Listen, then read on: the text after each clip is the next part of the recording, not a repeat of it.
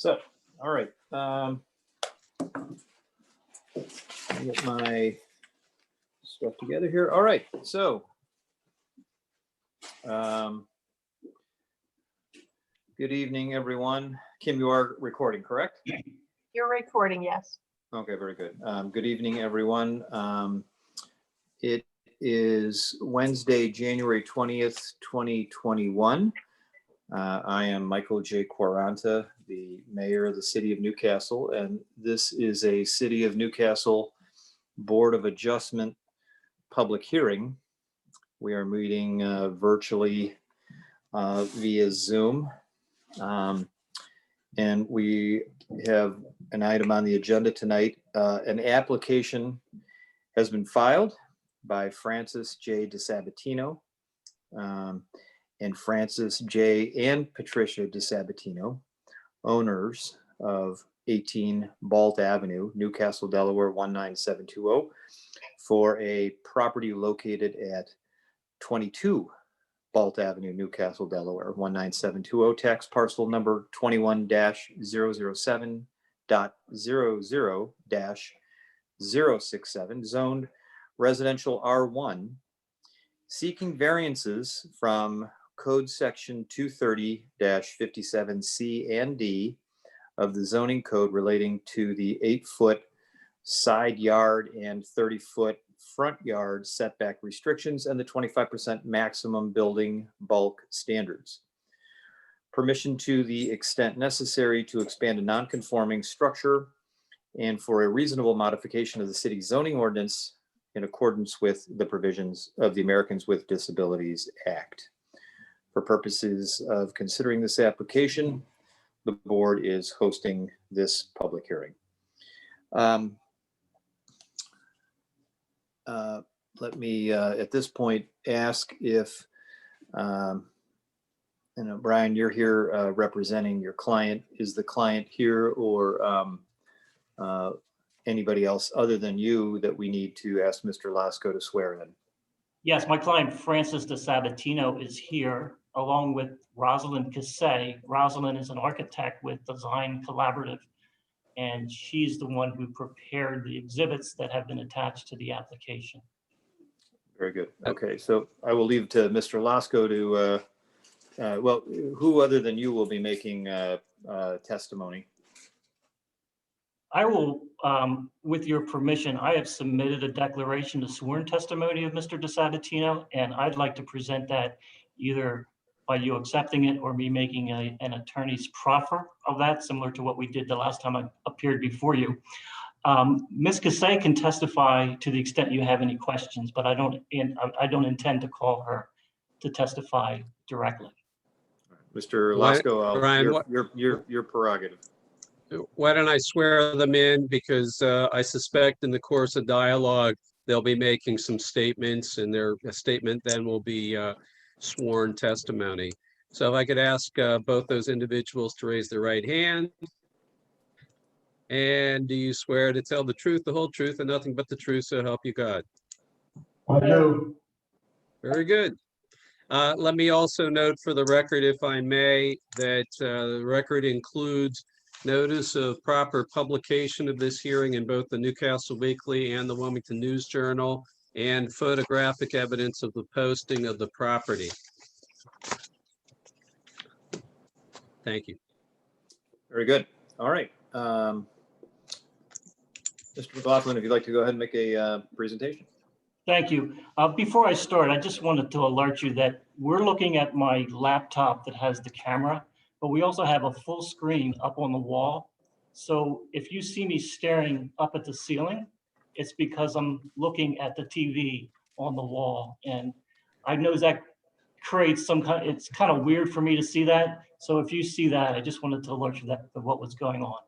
Your client's paying the bill. If they think it's weird, it's weird. We're going to be okay. So thank you for alerting us to that. So the purpose of this application, or this request, is really to add an addition to the home, to make accommodations, to expand the space, to make accommodations for the DeSabatino's adult son, Gabe, who has severe disabilities, and to accommodate his disabilities and some in-home care, and also to install a wheelchair ramp with a sheltered porch and then a driveway that goes up to that. The property itself is distinct in that the existing footprint of the home exists virtually entirely on the outside of the setback lines. So that's what makes it a little strange here. With respect to Gabe was born with profound brain damage, and he cannot walk or talk and needs constant care. So the Sabatinos are making this request to make improvements to the home for his care, both now and in the future. We've drawn up the plans, and we think the use itself is compatible with the zoning designation. It's a residential use. The improvements are compatible with the character of the area. And we don't think there's any adverse effect to the area. As I indicated when we started, Mr. Sabatino is going to provide the factual testimony, and I'd ask that we be able to make that by proffer to make it go a little quickly. And that before we do that, I'd like to review just really quickly the exhibits that we've attached, because I think that will really aid in our understanding of what's going on. So Counselor, let me ask you to pause for just a second as those are coming up. I also wanted to let your client know that I am joined by tonight. This is a three-person panel. I introduced myself at the beginning. The person that swore you in is Mr. Dan Lasco, who's the city solicitor. And we are also joined by David Athey, who is the city engineer. And we are also a non-voting member, but someone who we will ask for commentary more than likely is Jeff Bergstrom, who's the city building official. So that's who's present here on our side. And then Kim Bergmiller and perhaps somebody else assisting with just the recording and the communications that we're having tonight. Go ahead and proceed. Thank you. So just to run through the exhibits really quickly, we've got 8 exhibits. The first one is simply an aerial view of the neighborhood, and the shaded red area is the property in question or subject to the application. It's a corner lot on Baldt Avenue on 11th Street. Okay, that's number 1. Exhibit number 2 is simply the vicinity map, similar to the aerial view, showing its location within the city and the surrounding neighborhood. Exhibit 3 shows it has yellow dots, blue dashes, and red dashes. This shows the existing setback line, which is the blue dotted line. It shows the setbacks for that whole area. The yellow line is simply the street wall, and then the red dash shows again our property, with the yellow dashes in there showing the buildable area within that lot. Mr. Sabatino? Yes, I'm sir. sorry, Mr. McLaughlin. What do you mean by street wall? That's a phrase I don't see too often. I'm going to refer to Ms. Cassay to kind of explain that. That's her exhibit, but it's really, you'll do it better than I can. Sure. By the street wall, we mean what the average front of the buildings are on that street. So when they're set back, it would move back, but the average house on that street is around where that yellow line is. So how do you determine average? I mean, is it like a computational thing, or kind of just more of a best fit? Well, this was just taking a line from the aerial view on this exhibit, and that's literally where most of the houses are along that street. I didn't do a calculation for, Okay. I didn't give you a number because I have not calculated that from a GIS map or anything like that. This was just showing where the fronts are along that street. So if I could paraphrase, and I kind of zoomed into your picture on my own screen here, it looks like the fronts of the homes are all generally in the same location, you know, maybe within a foot or two, it looks like. Yes, generally that's correct. Thank you. Let me ask a follow-up question. And does it also suggest that the layout of all the homes up and down Baldt Avenue intrude on the existing setback lines? That is true, correct. Yeah. Okay. Thank you. Good question. The next exhibit is a series of photographs of the actual house as it exists currently from various angles. I want to point out, and the testimony will show this, if you look at the front of the house, there's currently a front porch and stairs that encroach. That's going to go away completely. And So this is the, so, excuse me, Counselor, Yeah. so this is the, That's the front of the home, right, right, so it depicted in pictures 1 and 2. correct. So So the front steps are going to go away. the front steps and the overhang porch will go away, so Okay. that the then existing facade of the home will be without that. Same with number 4 that shows the chimney that also Mhm. encroaches onto the front yard on 11th Street. That's going Right. to go. So we're going to eliminate, I hate to use that word, but we're going to reduce somewhat the existing encroachment into this setback area just by removing those. We just thought it was important to bring that to your attention. Is it a non-functioning chimney? Frank? No, it's functioning, but it will become non-functioning with the new heating system. It'll be a direct vent, so I won't need the chimney. I see, okay, thank you. Number 5, we just took to show, to the extent needed, to complement the aerial view and the exhibit that showed the street wall, what the characteristics of the home look like in the immediate area. Because it's our view that the improvements that we make will be consistent and in harmony with the existing homes in the area. Well, let me ask another question, and perhaps you're going to get to this, but your proposal is to add to the existing structure, correct? Right. Yes. Okay, so what is so I'm assuming that the existing property is outfitted with a kitchen, a bathroom or 2 or 3, a couple of bedrooms, a living room, a dining room, et cetera. What's the current configuration of the house, and is any of that going to change? It is a 2-bedroom, 1-bath, kitchen, eat-in area. And the configuration of the downstairs, well, the configuration of the entire home is going to change to make it handicap accessible. Wider doorways, a little bit bigger rooms, easier access, Usable bathroom. a usable bathroom, correct? So I guess let me say this differently. The kitchen is, other than maybe modifications to doorway entrances and perhaps some upgrades, it's not going away. It's not Oh, no. not being greatly expanded. And similarly, is that also the case with the bedrooms? You mentioned the bathroom. Is that going to be contemplation changing the bathroom that's there, or would the addition contemplate a new bathroom that would be more accommodating for someone with Gabe's conditions? I can answer that, and we can get into it in the testimony as well. So the configuration of the home now, it's 1 bedroom and 1 bathroom. Both exist on the 1st floor. The Client said two bedrooms. 1 bathroom. There's No, one- they said 2 bedrooms, 1 bath. The second floor is just the second floor is just an open room. It's a Okay. finished room without a door or a bathroom. Okay, okay, That's the 2nd bedroom upstairs. Yes. okay. All right, carry on. Thanks.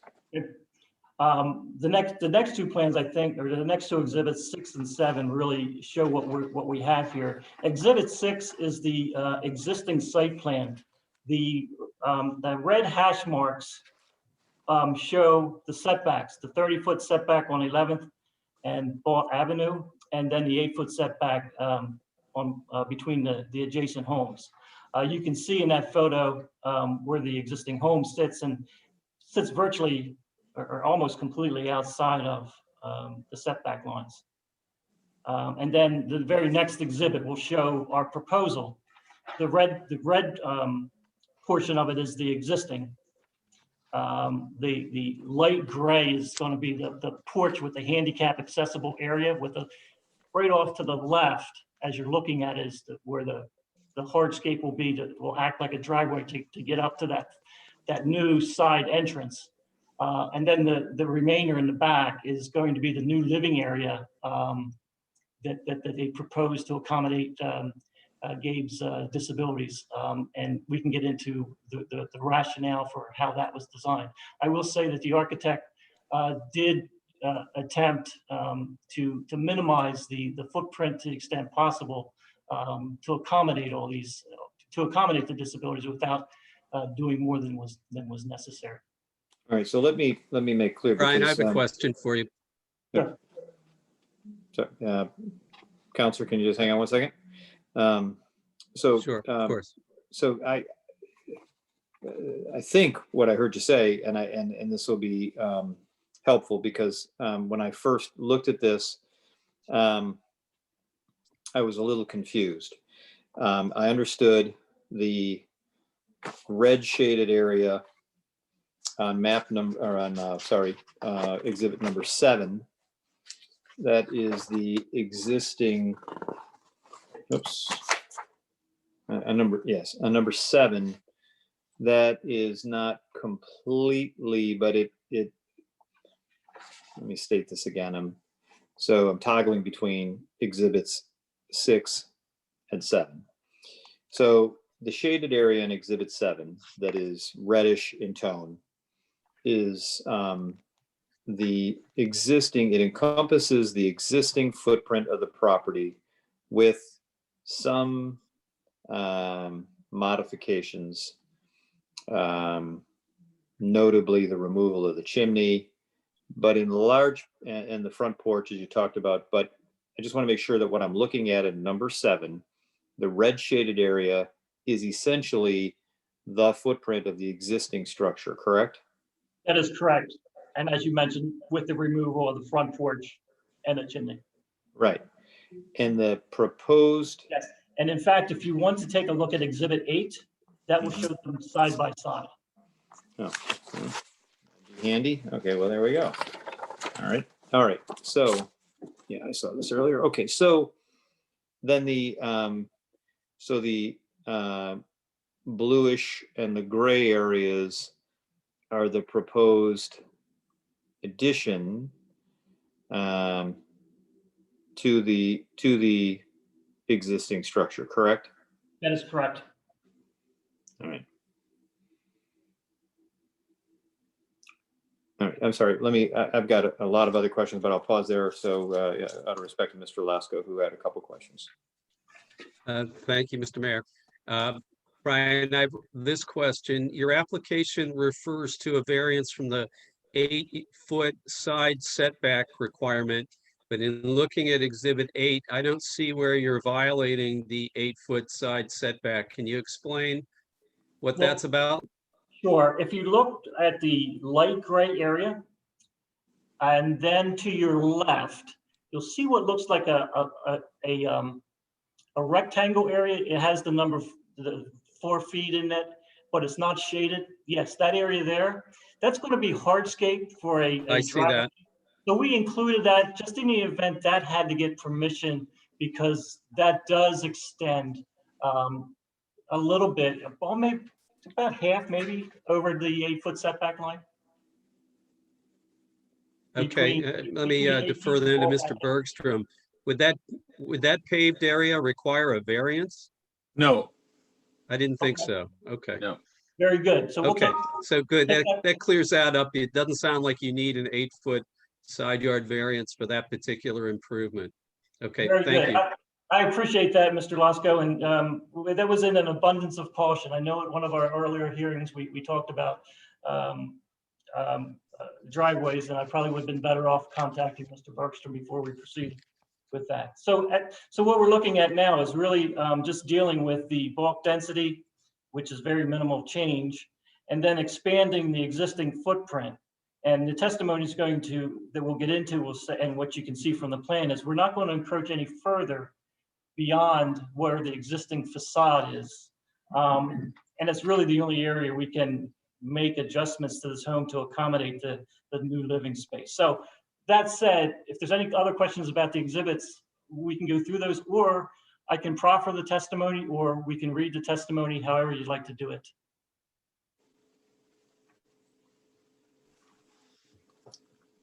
I guess I have one more point. Again, I'm going to refer to your application that talked about possible need for approval of of an expansion of a non-conforming use. And that would be section 23057D of our code.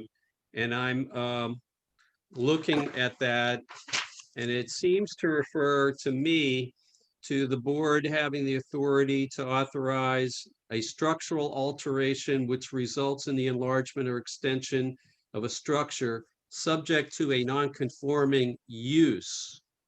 And your use isn't non-conforming, correct? That is true. It's a residential zone, you're using it for a residence. Yes, that is true. And Okay. I have to admit candidly, I even brought another attorney in to take a look at the code with me. There are certain provisions of the code that maybe I'm not the sharpest tack in the drawer, but they're very confusing. I don't think that we need to do anything with that.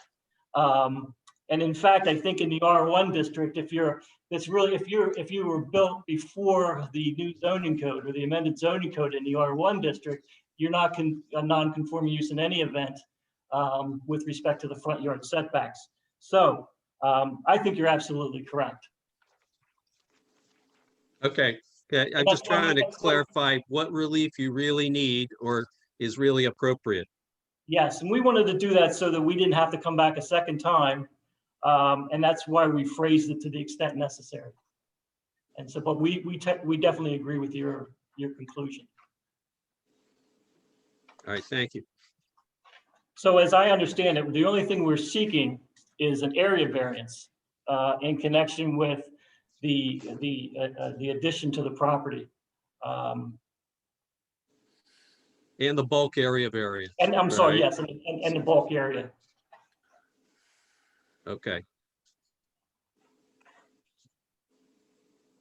That's all I have on that. Thank you. All right, I'm sorry. Now I just got confused.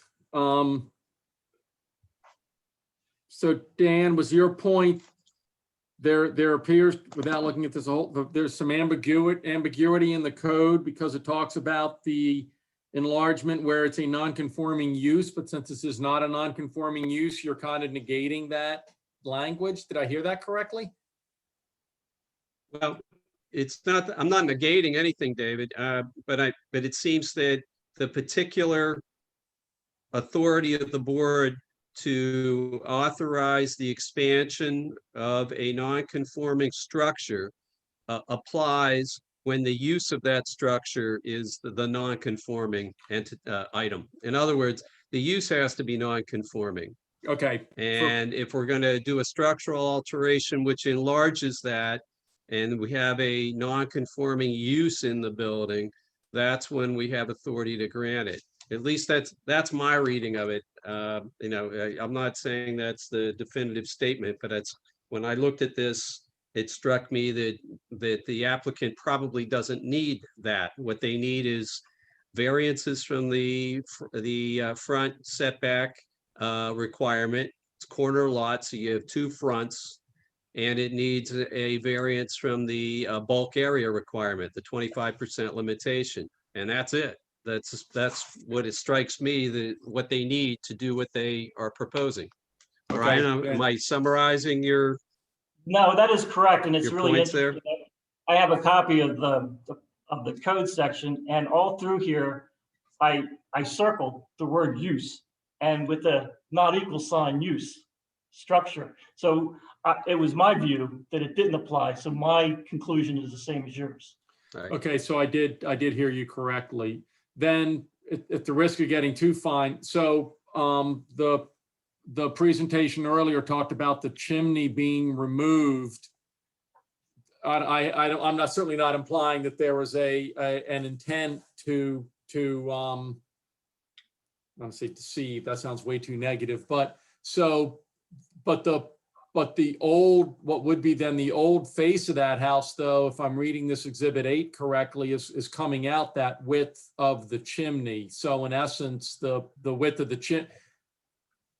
Now, the chimney's been on an 8, I'm sorry. No, go ahead, please explain that. So on the left side, on the existing, you see the chimney is still on the left drawing. Right. On the right side, it's flush along 11th Street, so that shows that the chimney has been removed. Right. So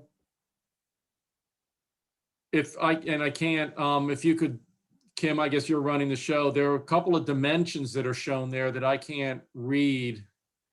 Yeah, Kim, can you expand that? A little bit more. Thank you. A little bit more. A little bit more. Yeah, a little bit more. Even one more. No, that's adequate. So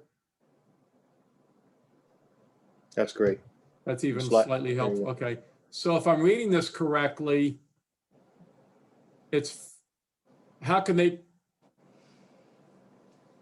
Oh, okay. Okay. So there, so what I said is actually not correct, because you're maintaining that 5.5 foot setback along 11th Street. Right, from the property line, yes. So the chimney is indeed, okay, so then Dan, my question for you is, do they need a front yard variance? They're not making that any worse. They're going to maintain 5.5 feet just for a longer distance. They still need the variance. I mean, what they've got is a current non-conforming structure that's permitted to remain built before the code. But that's a corner lot. So you have two 30-foot setbacks along both Baldt and 11th Street. And when they expand it out the back, they're violating the 30-foot setback. So they need the variance for that expansion. And they need the variance for the expansion on the side front porch as well. So, that they need the variance on the front setback for both on the Baldt side and on the 11th Street side. And that's the big thing they need. Okay. They've actually mitigated to some degree the existing nonconformity by removing the chimney a foot or two and by removing that front porch and steps. Right. So that they've even improved it with this configuration. Right. Okay. I just wanted to clarify that. I've got a couple questions on the addition. So what's the Brian, what's the existing footprint, square footage of the home as it exists today? I drove by there about an hour or two ago. What is it? The existing residential footprint is 949 square feet. Okay. And then what is the proposed addition? Yeah, go ahead. Yeah, I'm going to do it in two parts. The total resident footprint will increase to, and correct me if I'm wrong, 1,737 square feet.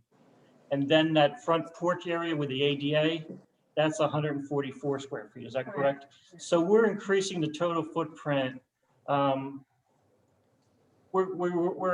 bulk density of the property, including the garage that's on there, was 18.3%. I think it's 25% maximum. We're increasing it from the 25 maximum to 29.4 maximum. And that includes the existing garage. If they scroll down on that one exhibit, you'll see these numbers. Yes, if you scroll down on number 8, there are the existing square footage. Yes, there it is. There's the numbers. The variance amount is 4.4% above what the permitted bulk density is. That's what you're requesting. That is correct. So I have a couple questions about that. When I do the math here, I'm going from 950 square feet approximately, we'll just be rough with our numbers here to about 1,850 square feet. I mean, you're not, we're about doubling the size of this property. Is that correct? Well, we're not doubling the size of the footprint, but we're adding a little bit to the upstairs as well. It is footprint? I'm sorry. Forget what I just said. I was totally wrong. I'm going to defer to Ms. Casey. Yes, this is the footprint. I do have a little note. I did not include the front porch, which is it's 38 square feet. It's nominal, but that would get added to the 949 if we're doing apples to apples. And yes, the house is going from 949 to 1737 footprint. So not quite double, but you're correct. And then the porch is from 38 to 144. Now, a good chunk of that expansion is within the permitted building envelope, isn't it? That is correct. Probably 50% of it or so. Right. Yeah, it looks to be about that, maybe a little bit more, if you look at including the porch. Here's where I was going with my comment to the architect. The lot size, and I understand, and I'm trying to get I drove by again about an hour or two ago just to take a look at things. Talk to me about your plans to mitigate water runoff. We're taking a footprint from roughly 950, call it 1,000 square feet, and we're essentially doubling it. And it's not, and I'm not picking on anybody, up and down Baldt Avenue, or, I mean, I'm over on West 9th Street, and there are plenty of flat places around here, which is just typical of most of Delaware. So what are we going to do in terms of landscaping, water mitigation? We're adding an awful lot of roof covering to areas that are already prone to get wet and stay wet. Can I interject one thing before she gets to that, just so we're looking at the exact thing? I want to call your attention to the size of the lot as well. It's a significantly large lot. It's 140 feet from front to back. It is. The existing home on there is a very small bungalow style home. But Right. Having said that, I'm going to let Ms. Casey can answer directly your questions. Thank you. Frank is also working on the landscaping and the site component, and a civil engineer is actually going to be engaged to help with the runoff to make sure that it fully complies with the ordinances and regulations. But there will be landscaping. We have not gotten to that level of detail. Frank, you may have some ideas. Well, I'm going to direct all the runoff from the roof to the street. I don't want any water in my backyard. There's a little bit of a low spot between the two houses, and it's low back there. It doesn't retain a whole lot of water, but the water needs to go to the street. And I appreciate that, Frank, because you can imagine, we double the size of this footprint. If this were to be approved, or something like it were to be approved, that's just a lot more roof space, and that means a lot more water is going to have to go someplace, right? That's really the nature of the lot is good size for sure.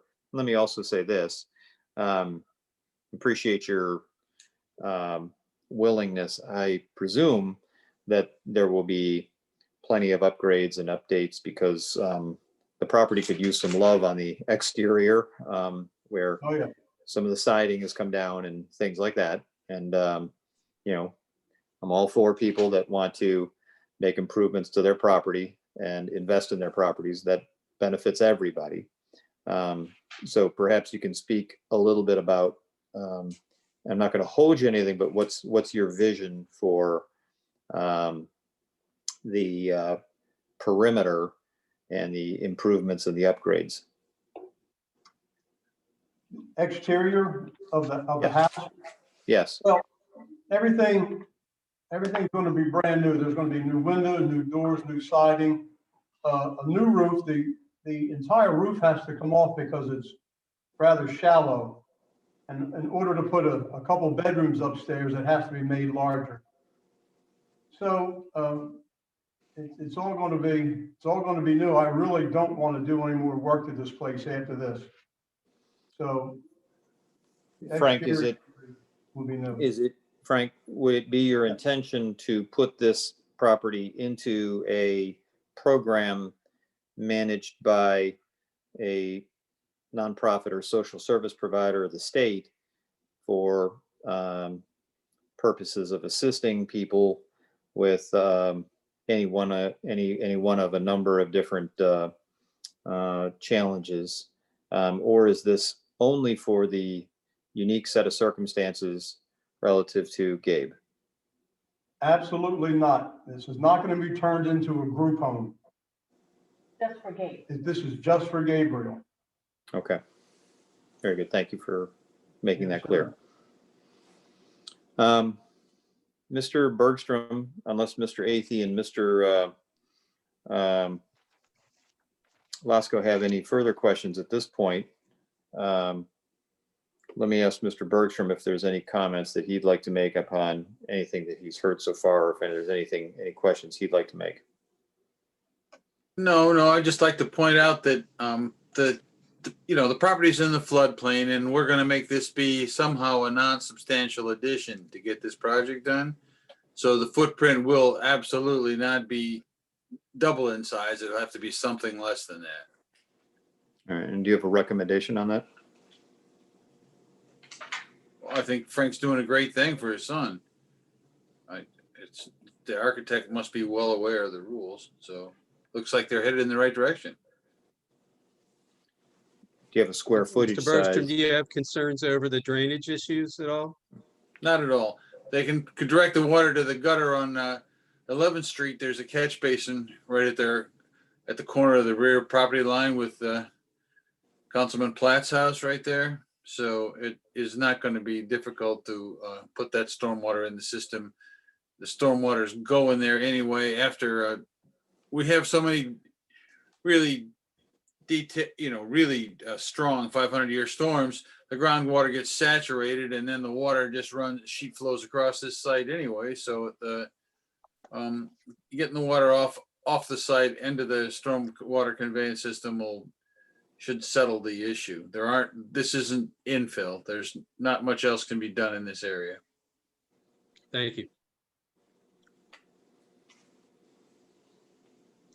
Okay. Mr. Bergstrom, any other comments? No, sir.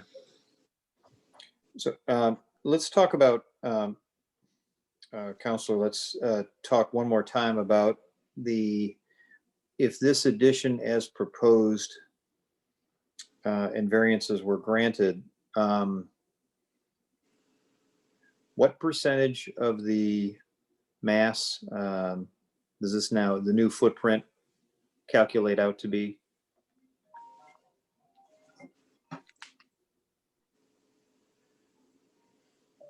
The questions for me is 29.4 is what it calculates out to be.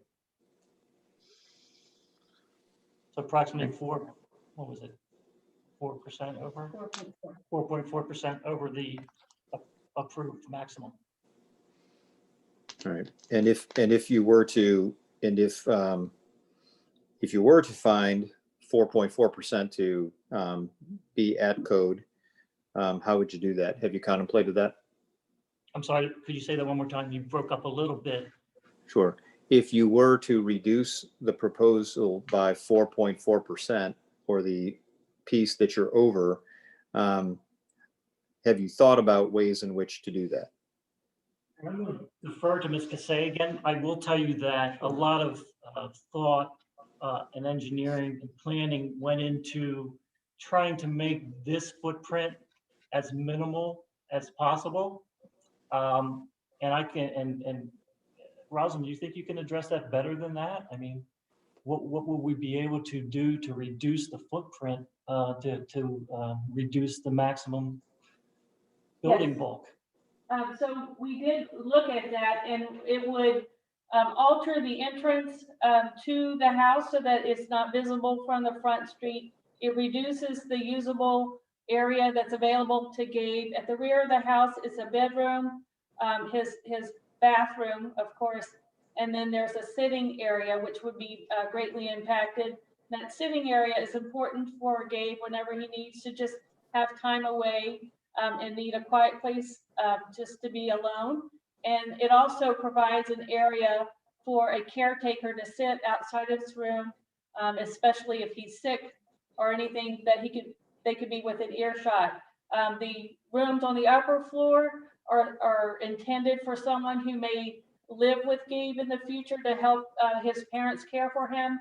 And what was also important, I just want to say, is that the modifications that are done now would have some market value later, so that they aren't so unique and specific that there is no market for them. So we are trying to have a tasteful addition that would service Gabe's needs specifically, but allow for future families to enjoy it as well. Thank you for that. In addition to Gabe, who will be living in the home if this project were to proceed forward? How many occupants will be there?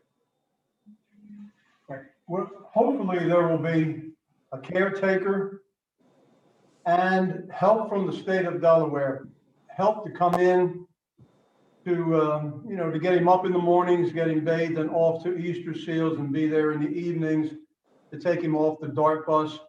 The caretaker is going to be there 24 hours a day monitoring the help. And it could be my wife and I filling in as this person needs a vacation time or off time. But that's essentially how this thing is hopefully it'll work. Okay. Very good. Okay. Mr. McLaughlin, do you have any other comments that you'd like to make as part of your presentation, or have you?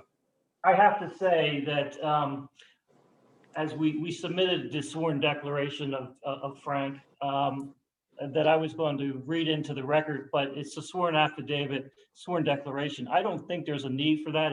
I'd ask it to be part of the record. I think we've covered, and I'm looking through it, I think we've covered everything in that declaration by the questions that you all have had with respect to the exhibits. So give me 1 second. I think you've asked questions that have brought out all the factual components of this application.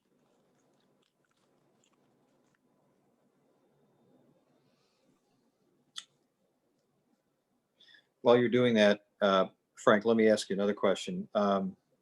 There was reference made to the plats. There are other neighbors. Have you had an opportunity to knock on the door? I know we're in a pandemic, or make a phone call or drop off a letter or something. Have you had a chance to talk to any of the adjoining properties in the immediate vicinity? I have not. I haven't spoken to the Platts. I think he's the only property behind me. And I didn't speak to Mr. D'Angelo across the street, but so I haven't spoken to anybody. Okay.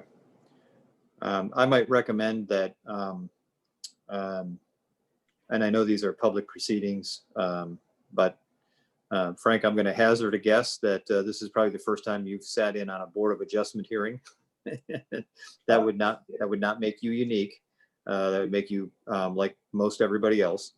And if that is the case, it probably makes some sense to, again, I'm not encouraging anybody to have face-to-face communications during a pandemic, but it probably wouldn't hurt if Mr. McLaughlin or others could drop off materials such like the ones you've got here mailboxes, etc. I think, if there's any other lingering questions for purpose, and I'm not saying this directed at you personally, I make the same set of comments to just about anybody in these kinds of circumstances.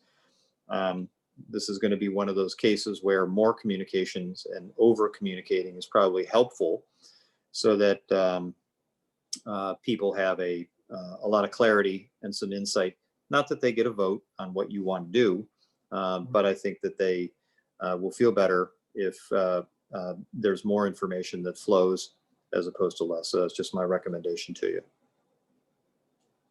Thank you. Mayor? both. I'm sorry. I'd just like to point out that Mr. Platt is in the audience and he does have his hand raised when there's a room for, Yeah, we're gonna have a public comment here in a minute. Okay, I didn't know he was on, but that's good. Okay, I'm sorry, Frank, you were gonna say something? No, I just said, thank you. Point well taken. Okay, very good. All right, is there anything else left in, Mr. McLaughlin, is there anything else left in the presentation from you, the architect, the client? If not, I'll ask Mr. Athey, Mr. Lasko, if they have any other further questions. If they don't, then we'll close out the questions and comment period. But first, let's start with Counselor. Do you have anything else you'd like to share? If I could ask that the exhibits and the declaration that's attached to the application be made part of the record to the extent that they're not already part of the record. Mr. Lasko, if you find that acceptable, if you could make a motion to accept the attachments as part of the record, we'll ask for a second and get approval. All those attachments were part of the initial application, including the declaration. So they're really part of the record as it is, but to the extent necessary, I'll make that motion to accept them as part of the record. Second. Okay, all in favor, say aye. Aye. Aye. Aye. Any opposed? Any opposed? Okay, very good. They are part of the record. Mr. McLaughlin, anything else? There's none.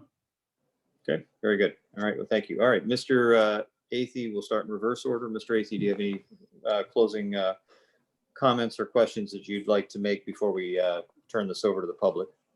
Yeah, the second floor, is that and actually, Kim, if you wouldn't mind maybe putting the exhibit back up, that might be helpful to talk from. Thank you. So, and I was looking at the pictures earlier. It appears that the existing second floor probably doesn't cover the full extent of the first floor. It's a portion of the footprint. So, how much of the expanded structure is that second floor also being expanded, or are you just expanding the first floor?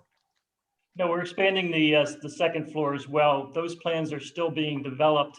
We have some block plans that I could put in front of my camera that shows the right side elevation and the left side elevation, which has some cross hatches which show the existing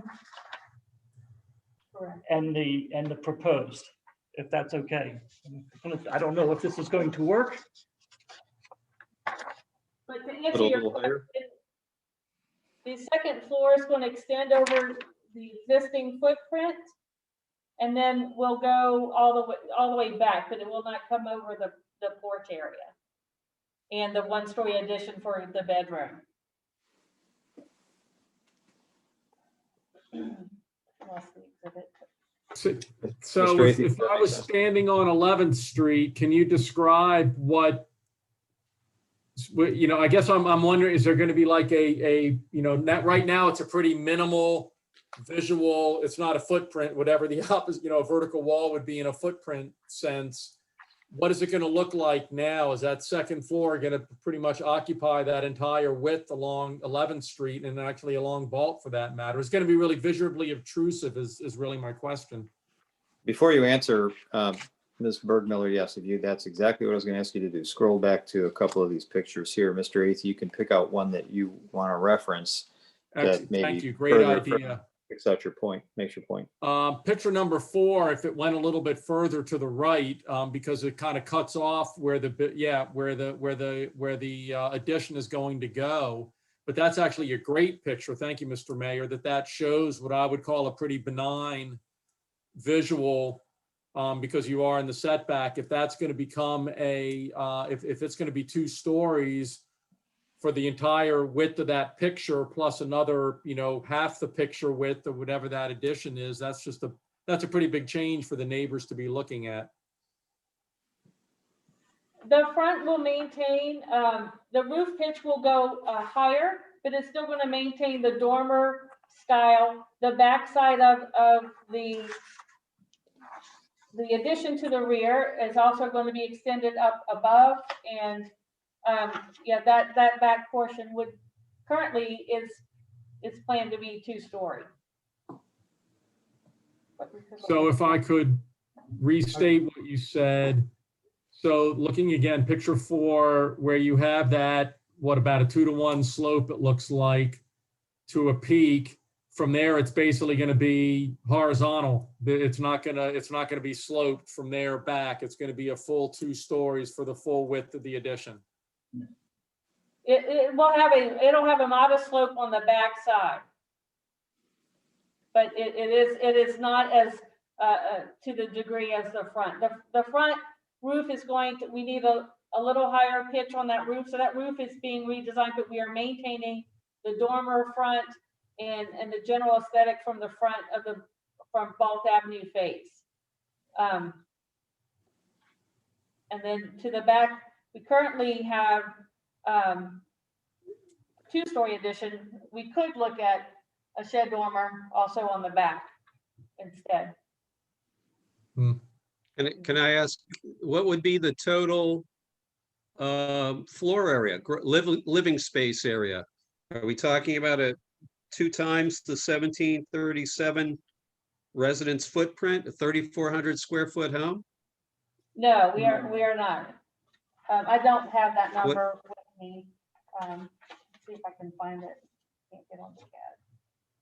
Didn't realize that was coming up.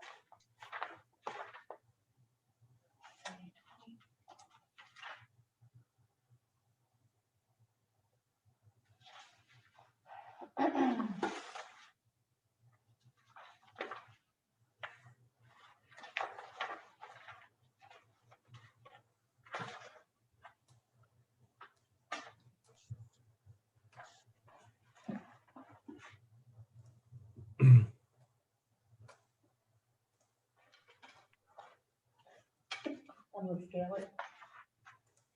I was gonna say he's gonna scale that. Fortunately, she did not bring out a slide rule for us.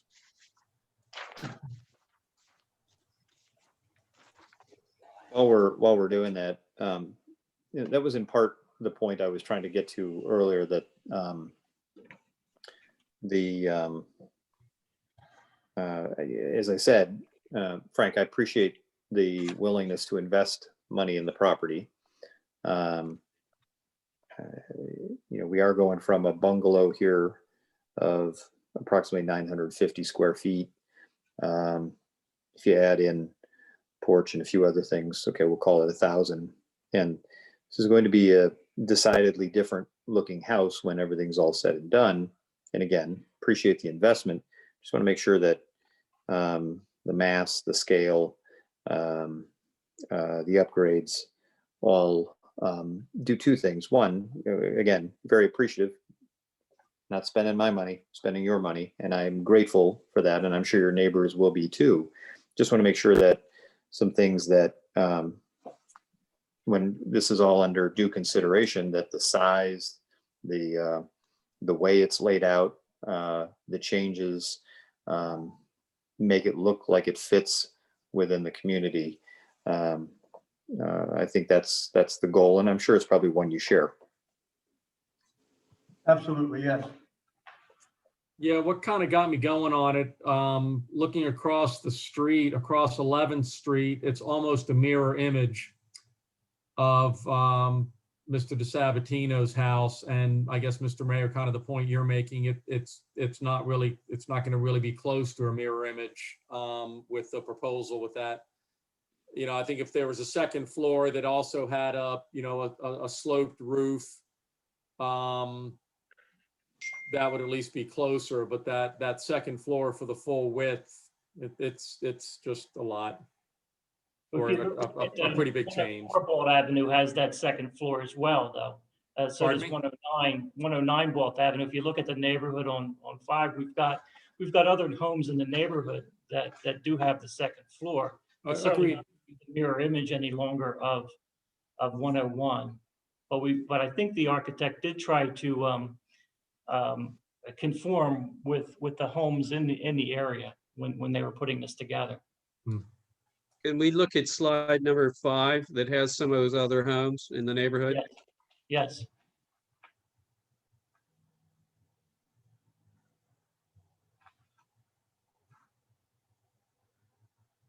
So there's 109, that's a 2-story home. 101 as well, or at least has the dormers. 113 is completely different from, looks like anything in the neighborhood. Yeah. And of course, Frank So it's a lives. mix in this neighborhood. Yeah, and Frank lives at 18 and his daughter lives at 14 Baldt Avenue. They're the 3 of the homes on Baldt Avenue are owned by the Sabatinos. Not that that makes a difference, I'm just pointing that out. It's hard to tell on on exhibit number 5, slide 5, as I'm looking down the street. I mean, it looks to me that there's a number of homes with the second floor addition. Certainly the immediately ones to the front of the picture.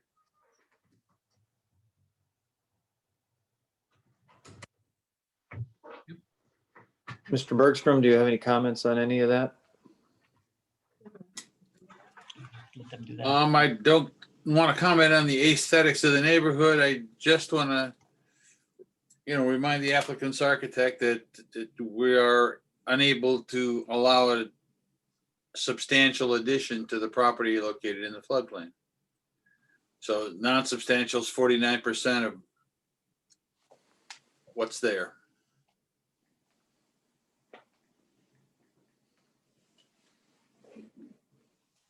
And we can use dollar amounts so that just it's not as draconian as you seem, but it certainly can't be over 50% increase in the floor area. Right. Right. Footprint or total? Is that total footprint or total area or total footprint? No, there'd be 2 different ways that floodplain administrators, Mr. Athey can chime in there, but we've got a footprint now of a certain number, and as long as the footprint of the home is a couple of feet less than that, then we could permit that. Then the value of the home as it's increased needs to be not doubled. It can only be it can't quite be doubled. So it's a little bit of a tricky issue. Well, let's be clear, because I don't, my guess is, Frank doesn't want to get an approval that he doesn't use. Yeah, they've got roughly 950 square feet. Are you saying then that what would be, because we're in the floodplain, what would be the permitted square feet? Or what you're saying is The 1 foot, from Frank, my point of view, in a little bungalow, 1 foot's just as long as he hasn't doubled it. okay, so it can't be 18, it can't be an 18 or 1900 square foot home when it's all done.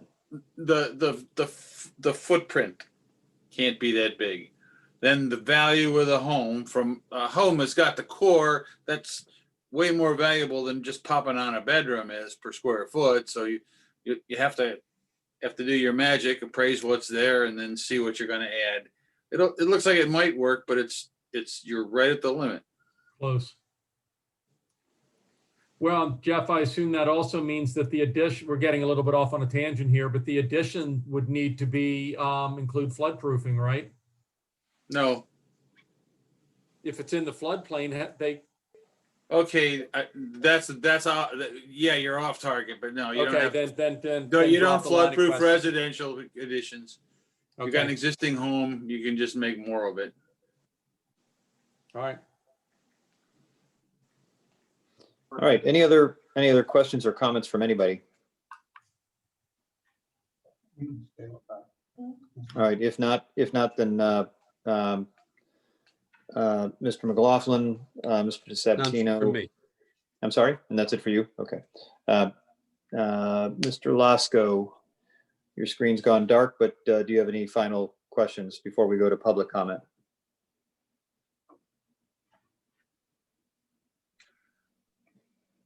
Dan, did you hear me?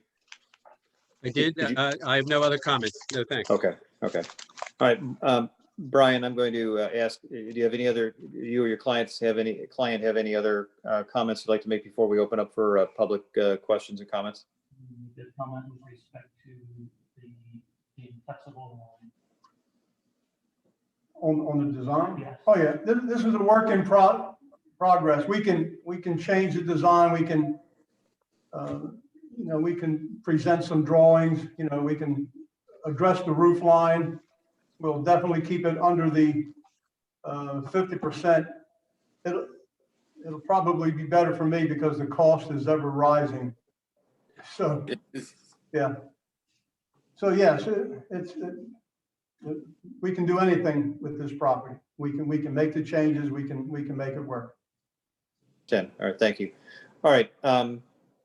All right, hearing no other, that concludes the presentation, the questions and comments from the board members and the applicant and the representation and the representatives.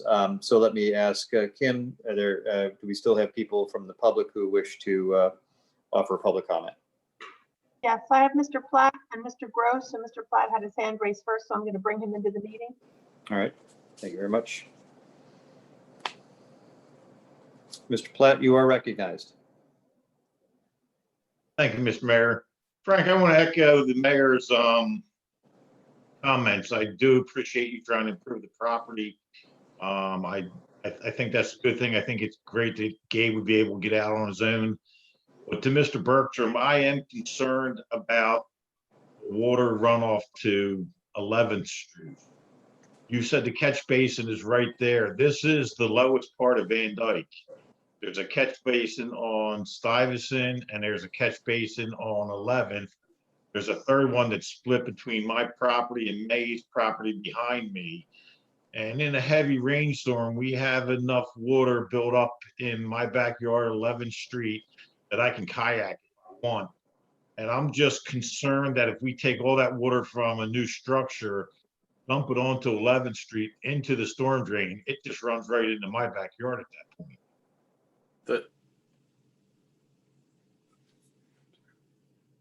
Mr. Bergstrom, any response? Sure. Mr. DeSabatino is going to employ a civil engineer to deal with his lines and grades plan, and those issues will be addressed. Generally speaking, the amount of rain we get is too much for the stormwater conveyance system in existence. This isn't really going to change it much at all, because once the ground gets saturated in the first couple of minutes of a downpour, the next hour and a half of heavy rain is just in the same condition it was with or without that roof. But the engineer will address it, and I'll be sure that Mr. Platt has a chance to take a look and discuss the engineer's findings before we issue a permit. Okay. Mr. Platt, any other questions before we move on? That's not the answer I was looking for. Because like I said, it's going to be a round robin. Is there a way to split the difference between 11th Street and Baldt Avenue? Baldt Avenue can handle a lot more water going towards Route 9 than 11th Street can handle going into our storm system, which you say, Mr. Bergstrom, is overrun. Yes, and the engineer will figure out the least impact way to divert the downspouts from that house. They can certainly go out to 11th or Baldt. Okay. Okay. Mr. Platt, anything else? Yield. All right. Mr. Gross.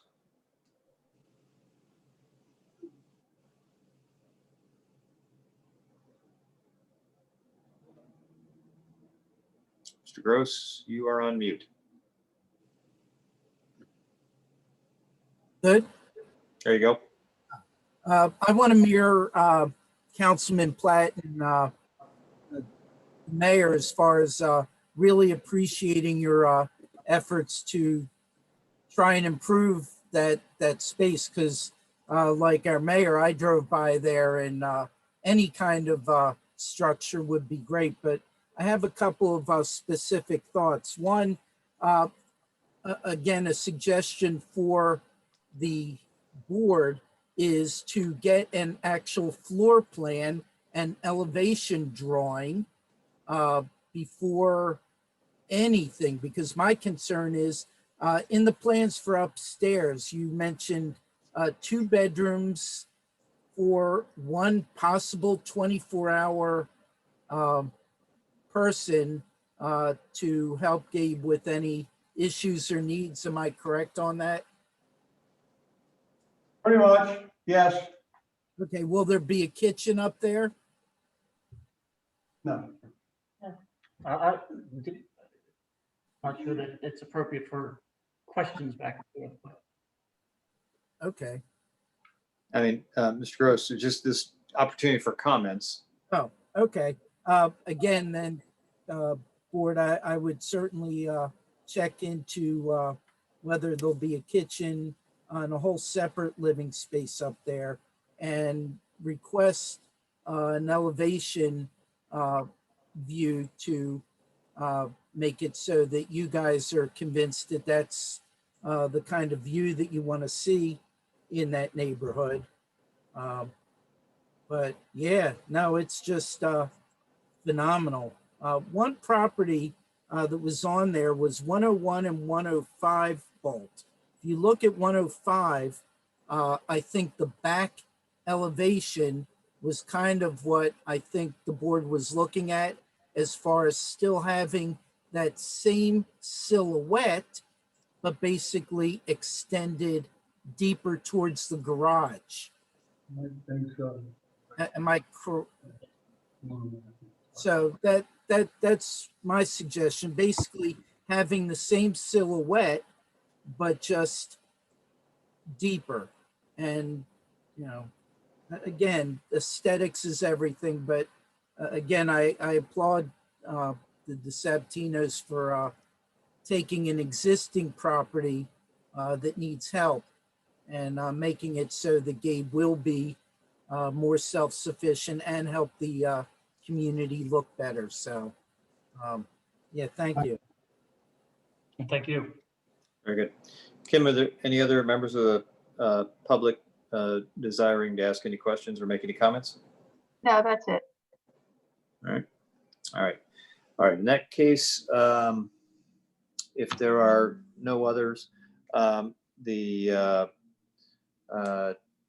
will ask for a motion to close the hearing and open discussion for further consideration, but that'll be limited to members of the Board of Adjustment. Is there a motion to close the hearing and commence with discussion? So moved. Second. All in favor, say aye. Aye. Aye. Any opposed? Okay. The motion is carried unanimously. In that case, our hearing is closed. Discussion. Mr. Lasko, I will begin with you tonight. Okay. Mr. Mayor, here are my basic thoughts on this. I think the property has unique characteristics that are deserving of some relief here. It is a corner property, so therefore it has 2 front yards with 30-foot setbacks, which is makes it a challenge, especially with the existing structure being tucked into the front corner at Baldt and 11th. As the applicant pointed out, the actual building envelope permitted on this lot is almost untouched, so that an expansion. Mr. Lasko, you froze.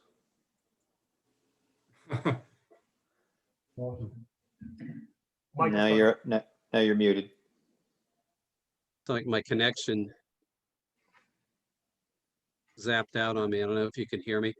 Yep, you were talking about the size or the massing of the footprint. Can you hear me yet? Still have 'em Yeah, here. we got you now.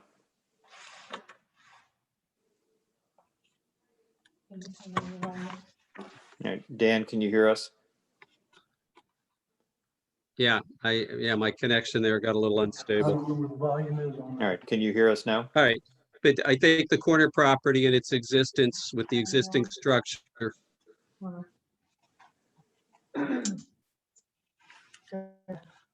All right, we're gonna, I can hear you, but it sounds like you can't hear me. Maybe it'd That's be correct. better to go to Mr. Athey first and then yeah, Right. okay. yep, that's good. Before you, All right, before you move on, we lost complete power for a minute, so we don't know what happened. I assume from those last comments, nothing happened. And we're Correct. now down to our laptop. all right, that's fine. Mr. Lasko, I don't know if you want to phone in, sometimes if you mute, but you phone in on the dial-in number and just use audio, sometimes you can come through a little clearer without internet confusion. Mr. Athey, while Mr. Lasko takes a pause, let me ask everybody else, if you're not speaking, to please go on mute. That'll actually help with clarity and bandwidth. You see it? So if you're not speaking, Brian, you might want to put that one on Yep. mute. There you go. Yep. Great, thank you. Kim, similarly with the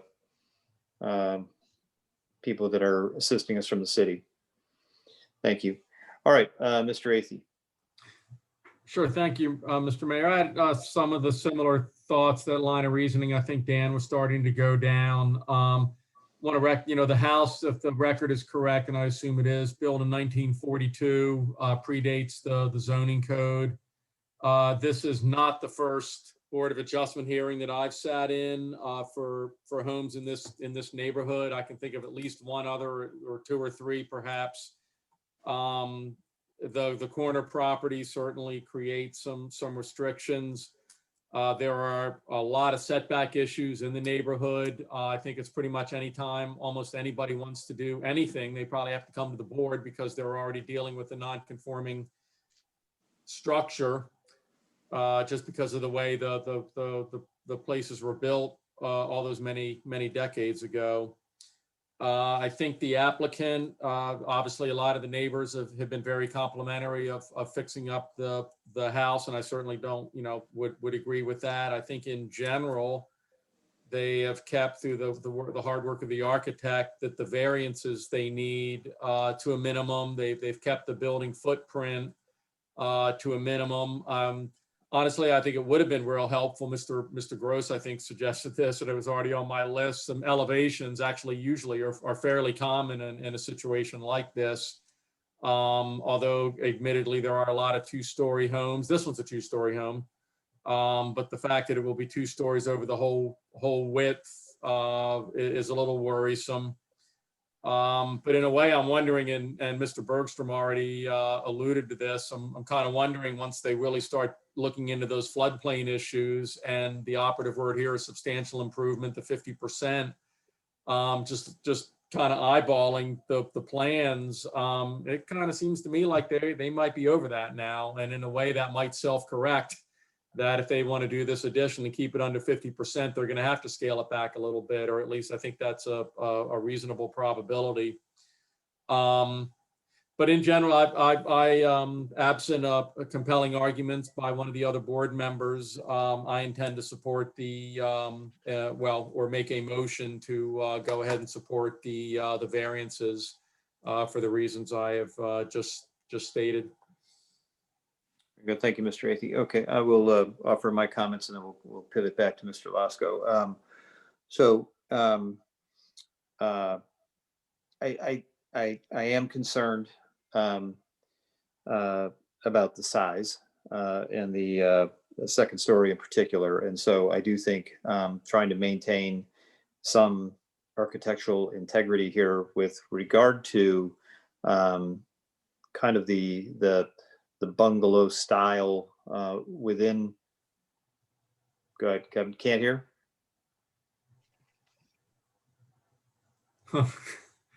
This isn't our night. Okay. We Kim? couldn't hear anything after Dave started speaking. Okay, all right. Apologize. Dave froze completely and then the screen went blank. I assume you said you approved the application, but He did- Nice he did- shot. But, he did say I will, here. I'll try Here. to summarize it really, really quickly. This neighborhood has lots of setback issues. It's not the first time. Maybe Kim can call Many the people on phone, the we board. can, Can you hear me, Brian? we can't call her. Let me see this thing. Brian, can you hear us? Or Kim. Can Dan and Mr. Mayor, can you hear me? I can hear you. Brian, can you Okay, hear? so us? it's not on my end. All right. Brian, can you hear us? Hold up the sign. All right, let's take a pause for a minute. Do this one. Kim, do we have the ability to have people just dial in? Yes, he can dial in. Enter your meeting ID followed by pound. Sounds like that's what he's doing. All right.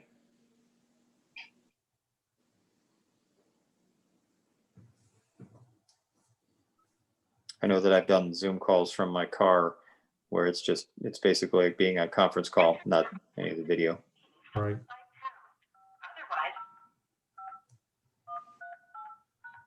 you have entered the meeting as a panelist. Attendees can now hear you speak.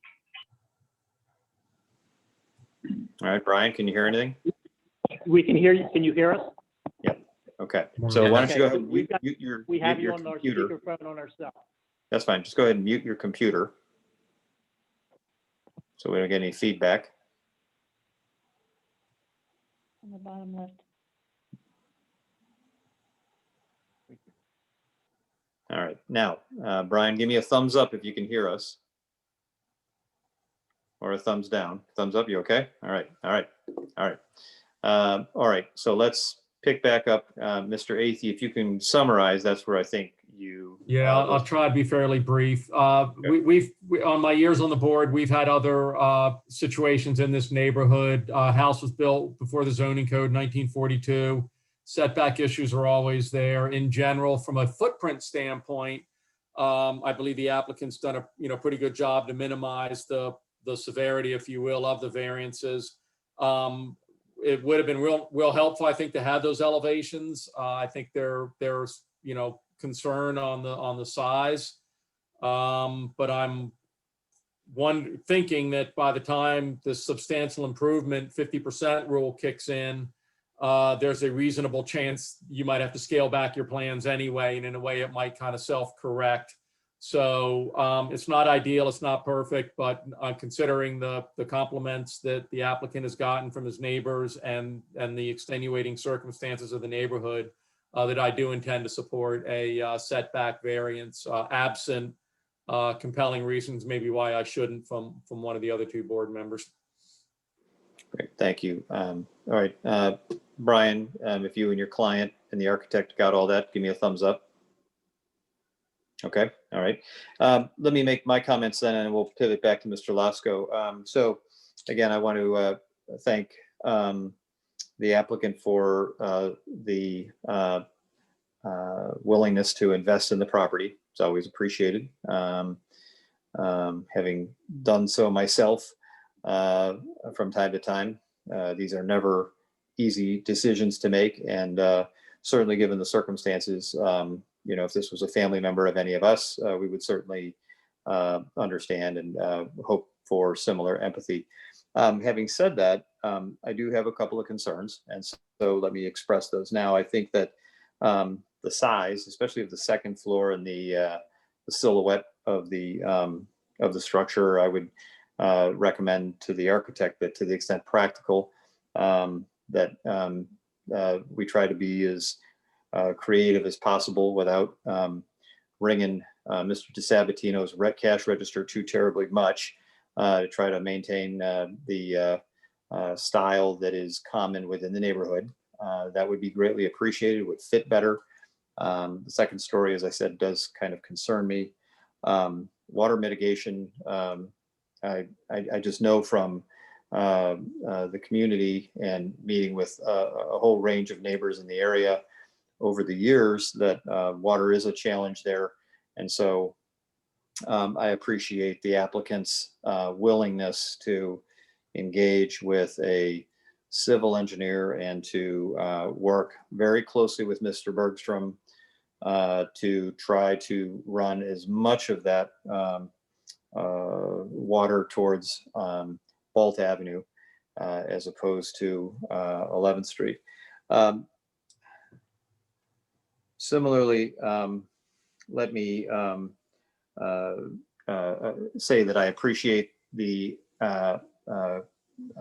family situation that the applicant has detailed, and very specifically his testimony that this will not turn into multifamily, a duplex, a home with another set of living quarters, a group home, a contracted circumstance. This is for Gabriel exclusively. And I understand at some point, circumstances will change and he wants to make an investment that makes the property realistically viable on the real estate market. That's all fine. And again, applaud all that.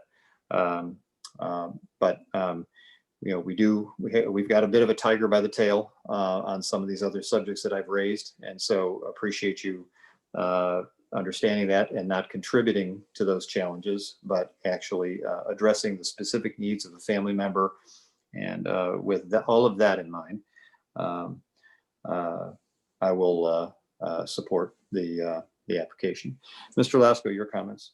Okay, and hopefully I'll be audible here for everybody.